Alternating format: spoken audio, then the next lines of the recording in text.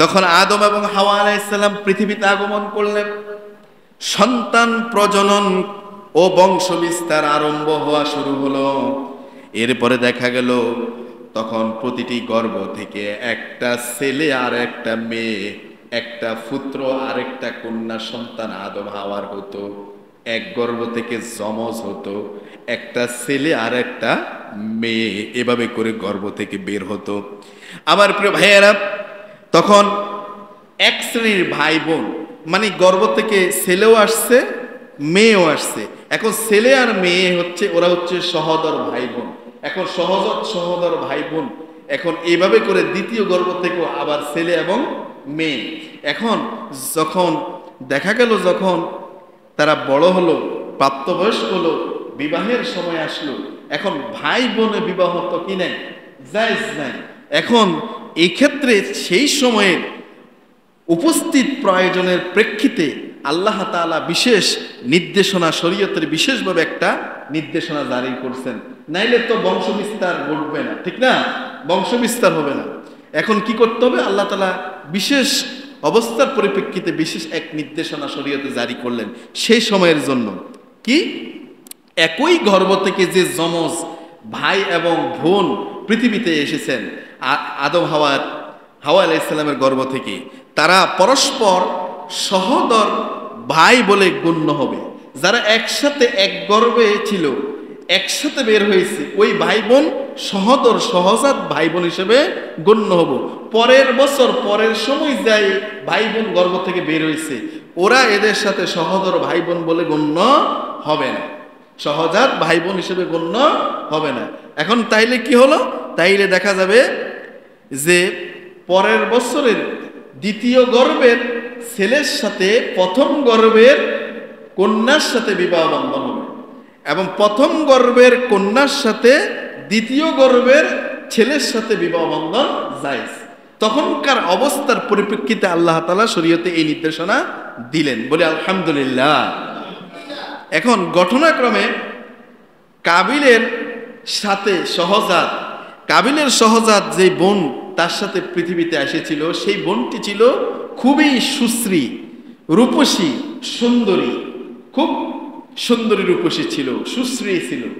এখন কাবিল বলল, কাবিলের সহজাত বোনের নাম ছিল আকলিমা। নাম কি? বলেন, নাম কি? আকলিমা। এখন এদিক দিয়ে হাবিলের সাথে যেই বোনটি এসেছিল, হাবিলের সহজাত একসাথের বোন, ওই বোনটি ছিল আকলিমার তুলনায় এতটা সুন্দরী না, দেখতে একটু কুৎসিত, রূপ ঢক একটু কম। এখন তার নাম ছিল গাজা। এখন আকলিমার তুলনায় গাজা সুন্দরী কম, রূপসী কম, আবার গাজার তুলনায় আকলিমা রূপসী সুন্দরী কি বেশি। এখন কাবিল বলতেছে যে আমি বিয়ে করব আমার সহজাত বোন, যে আমার সাথে মায়ের গর্ভে ছিল এবং পৃথিবীতে আসছে, আকলিমা যে সবচেয়ে সুন্দরী, তাকে আমি বিয়ে করব। কিন্তু নিয়ম অনুযায়ী, আল্লাহর নির্দেশনা অনুযায়ী আকলিমাকে বিয়ে করবে কে? হাবিল। বলেন, কে? হাবিল। কিন্তু আবদার করে বসলো কে? কাবিল। এখন কাবিলের ভাগ্যে পড়ে যে বোনটা সুন্দর, রূপসী কম, এত ঢক না, গজা, সে তার ভাগ্যে পড়ে, কিন্তু সে এটা মানতে চাচ্ছে না। এখন হাবিল এবং কাবিলের মধ্যে, এখন তো কাবিল তো হাবিলের বিরুদ্ধে খুব ভালোভাবে শক্ত অবস্থান গ্রহণ করলো। এবার আদম আলাইহিস সালাম সিদ্ধান্ত দিলেন, এক কাজ করো, হাবিল কাবিল, তোমরা দুজনে আল্লাহর সন্তুষ্টির জন্য কি করো? কোরবানি করো। তোমরা আল্লাহর কোরবানি যখন পেশ করবা, যখন যার কোরবানি আল্লাহর কাছে গৃহীত হবে, সেই এই উক্ত কন্যার পানি গ্রহণ করবে, এই আকলিমাকে বিয়ে করবে, আকলিমার সাথে তার বিবাহ বন্ধন হবে। এখন আদম আলাইহিস সালাম নিশ্চিত বিশ্বাস ছিল যে যেই নাকি আমার দুই ছেলের মধ্যে যে সত্যের উপরে আছে, তার কোরবানিটাই আল্লাহর কাছে কি হবে? গৃহীত হবে। যে সত্যের উপরে নাই, তার কোরবানি আল্লাহর কাছে কবুল হবে। এটা ছিল আদম আলাইহিস সালামের দৃঢ় বিশ্বাস। এজন্য আদম আলাইহিস সালাম বললেন, তোমরা দুজনে আল্লাহর নামে কোরবানি পেশ করো। তাহলে বোঝা গেল কোরবানি আল্লাহর কাছে অ্যাকসেপ্ট, কোরবানি আল্লাহর কাছে গ্রহণ হবে, কবুল হবে যে ব্যক্তি সত্যের উপরে থেকে কোরবানি দিয়েছে, যে সত্যের বিধানের উপরে, ইসলামের উপরে, হকের উপরে, হালালের উপরে থেকে যে কোরবানি দেয়, তার কোরবানি আল্লাহর দরবারে কি হবে? কবুল হবে। সুবহানাল্লাহ বলবেন না? আমার প্রিয় ভাইয়েরা, সেই সময়ে কোরবানি কবুল হয়েছে কি হয় নাই, আল্লাহর কাছে কোরবানি কবুল হয়েছে কি হয় নাই, সেটা সাথে সাথেই মানুষ বুঝতে পারত কার কোরবানি আল্লাহর কাছে গৃহীত হয়েছে, কারটা গৃহীত হয় নাই। কিন্তু এখন সেই রকম ব্যবস্থা নয়, এখন জানা যায় না। সেই সময় এমন অবস্থা ছিল, যার যার কোরবানি সামনে রাখতো, আসমান থেকে একটা আগুনের পুলকি এসে, একটা আগুনের অগ্নিকুণ্ড এসে, সেই যার যার কোরবানি আল্লাহর কাছে গ্রহণ হবে, ওই কোরবানির, ওই পশুর উপরে, ওই কোরবানির খাদ্যদ্রব্যের উপরে, ওই কোরবানির বস্তু জিনিসপত্রের উপরে এসে ও আগুন এসে ভস্মীভূত করে দিত। তাহলে বোঝা যেত এই ব্যক্তির এই কোরবানিটা আল্লাহর কাছে গ্রহণ হয়েছে। সুবহানাল্লাহ। আর যার পশুটা, যার খাদ্যদ্রব্যটা, যার জিনিসপত্র, বস্তু সামগ্রীগুলো পড়ে থাকতো, আগুন এসে ছাই করে দিত না, লোকেরা বুঝতে পারত এই ব্যক্তির কোরবানি আল্লাহর কাছে গৃহীত হয় নাই। হযরত আদম আলাইহিস সালাম যখন হাবিল এবং কাবিলকে বললেন, তোমরা আল্লাহর সন্তুষ্টির জন্য কোরবানি করো, সেই সময় তখন তারা কি করলো? আল্লাহর রাস্তায় কোরবানির জন্য তারা তখন কোরবানি পেশ করলো। সেই সময় তারা যেগুলো কোরবানি পেশ করলো, তারা সেই সময়ে হাবিল পশু পালন করত। কি পালন করত? বলেন, সবাই বলেন, কি পালন করত? পশু পালন করত। হাবিল ভেড়া, দুম্বা ইত্যাদি পশু পালন করত। সে হাবিল কি করলো? একটা উৎকৃষ্ট ভালো মানের একটা দুম্বা সে কোরবানি করার জন্য রাখলো, দুম্বা কোরবানি পেশ করলো। এখন এদিক দিয়ে কাবিল করত কৃষিকাজ। কাবিল করত কি? কৃষিকাজ। সে কি করলো? কোরবানির জন্য কিছু গম, শস্য, তার কৃষি যে খাদ্যদ্রব্য, সেই রকম কৃষি খাদ্যদ্রব্য গম শস্যগুলোতে এক জায়গায় স্তূপ করলো। আর হাবিল করলো একটা দুম্বা রাখলো।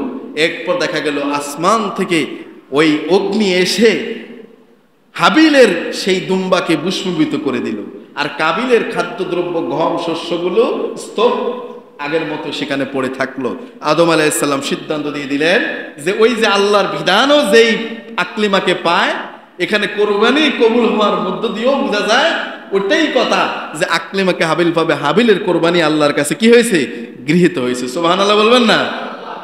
এখন কাবিল তো মানবে না, কাবিল তো কি মানবে না। কাবিল এখন আরো প্রচন্ড জিদ করে বসলো, সে হাবিলকে হত্যা করার সিদ্ধান্ত নিল। অবশেষে সে এত রাগান্বিত, এত ক্ষোভ তার ভিতরে, সে কেন আকলিমাকে পাবে না, সে কি করলো?